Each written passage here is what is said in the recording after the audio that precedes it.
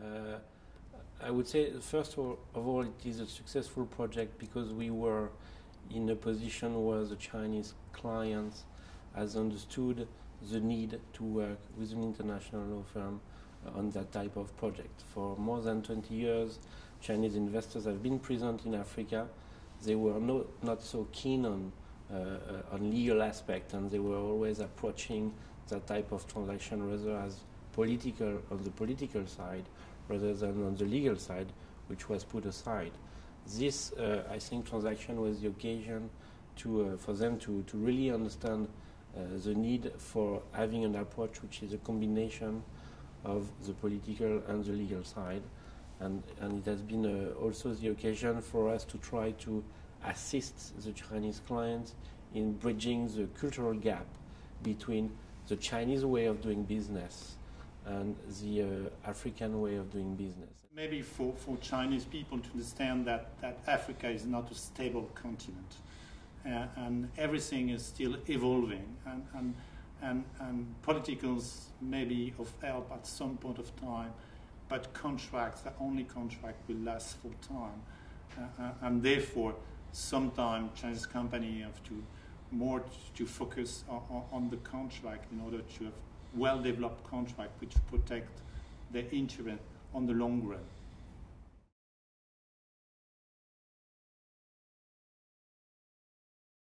So it's quite open, and there are bids open to everybody, including China's company. The fact that China has been successful is because they have been ready to accept, sometimes to accept conditions that major company, major Western company are not prepared to accept. They create a kind of competition in the oil sector because they are newcomers, and that's a good thing. That was the first move. The second move is that they tend to have joint ventures now with local company. The example is a China Sonangol, where the Chinese have established a joint venture with the national oil company. And I think that's a good move for them.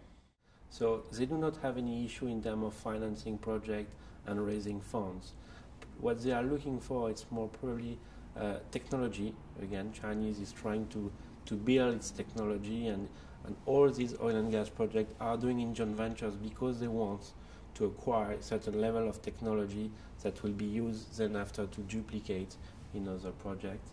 They are also, I think, keen on obviously trying to obtain some resources and key strategic resources that would help them in their economic growth, which is very important today.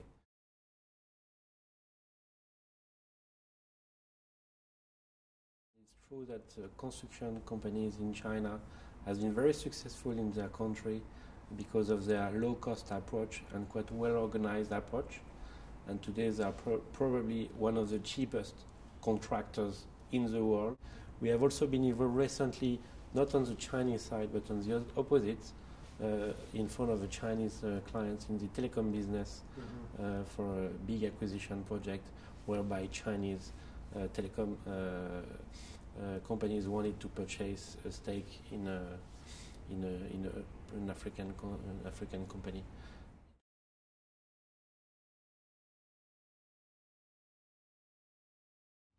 At the moment, we have not seen Chinese company involved in really PPP projects. They're not prepared to public-private partnerships.